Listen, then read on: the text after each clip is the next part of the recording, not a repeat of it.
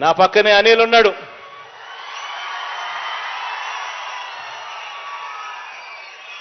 నిజంగా అనిల్ను చూసినప్పుడల్లా నాకు అనిపిస్తుంది, అనిల్ మాదిరిగా ప్రతి ఎమ్మెల్యే కూడా ఉంటే మాత్రం ప్రతి నియోజకవర్గానికి మంచి జరుగుతుంది.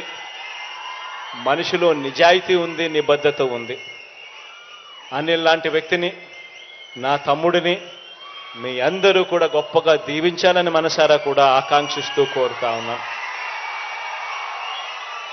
తాను కొన్ని విషయాలు నాకు చెప్పాడు.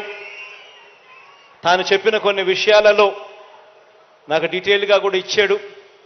కొన్ని రోడ్లకు సంబంధించి, తాను అడిగిన నీటికి సంబంధించి, రోడ్లకు సంబంధించి, కొన్ని కాన్స్టిట్యున్సీ డెవలప్మెంట్కి సంబంధించి అడిగాడు.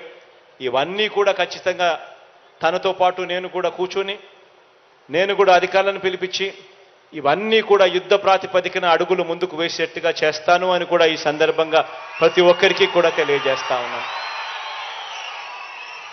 ఇక బటన్ నొక్కే కార్యక్రమానికి శ్రీకారం చుడతా ఉన్నాను.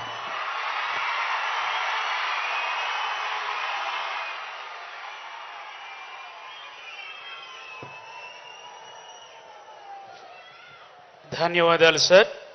దేశానికే దిక్సూచిగా రాష్ట్రంలో డిజిటల్ విద్యా విధానాన్ని తీర్చిదిద్ది స్థితిమంతుల బిడ్డలకు దీటుగా పేదింటి పిల్లలకు డిజిటల్ విద్యా అవకాశాలు కల్పిస్తూ వారిని గ్లోబల్ సిటిజన్లుగా తీర్చిదిద్దున మీ ప్రయత్నాలు జగనన్న విద్యా దీవెన ద్వారా గర్వంగా కూడా ఈ వేదిక మీద నుంచి చెప్పాను అని చెప్పి కూడా సగర్వంగా చెప్తా ఉన్నాను.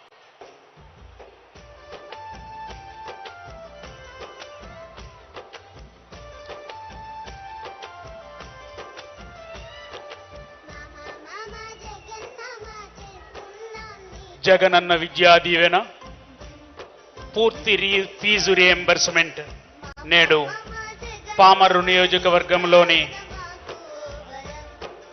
4347 మంది విద్యార్థులు 3.73 కోట్ల రూపాయలు, కృష్ణా జిల్లాలో 32,620 మంది విద్యార్థులకు 28.3 కోట్ల రూపాయలు, మొత్తం రాష్ట్రంలో 9,44,666 మంది విద్యార్థులకు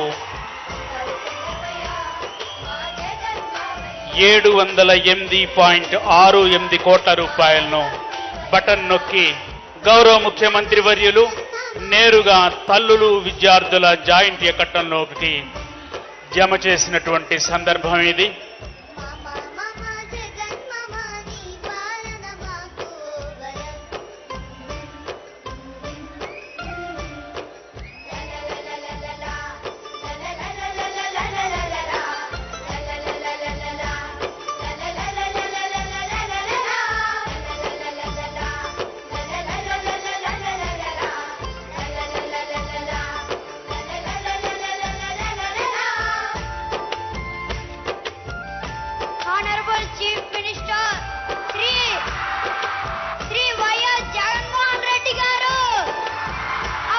గౌరవ ముఖ్యమంత్రి వర్యులకు స్థానిక శాసనసభ్యులు కైలే అనిల్ కుమార్ గారు,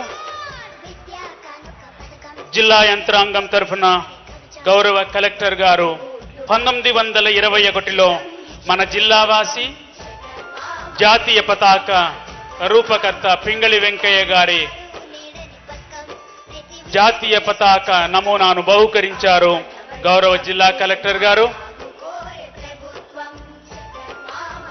భట్ల పెనమర్రు నివాసి, ఈ జిల్లావాసి కావడం, వారు రూపొందించిన పతాక రూపాన్ని గౌరవ ముఖ్యమంత్రి గారికి జ్ఞాపికగా అందజేశారు.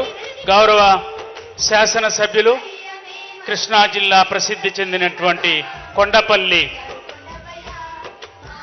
జ్ఞాపికను గౌరవ ప్రజాప్రతినిధులందరి తరఫున జిల్లాకి వారు విచ్చేసిన సందర్భాన వారికి జ్ఞాపికగా అందజేస్తూ ఉన్నారు.